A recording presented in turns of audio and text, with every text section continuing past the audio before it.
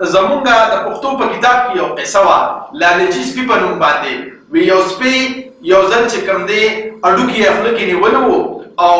د اوبو د پاسه یو پولو په هغې تېرېده چې لاندې یې وکتل نو په اوبو کې ورته خپل تصویر ښکاره شو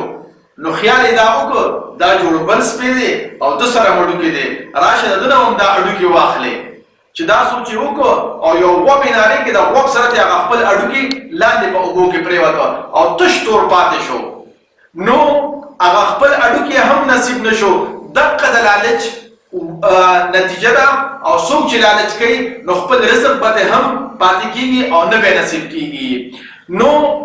د دې نه موږ ته دا خبره ثابته شوله چې دا یو قسم دی د لالچ چې په خپله حصه صبر نه کول بلکې د بل حصې ته هم غل کېدل دې ته لالچ ویلی شي د خدای دپاره پښتنو سانونه وپېژنئ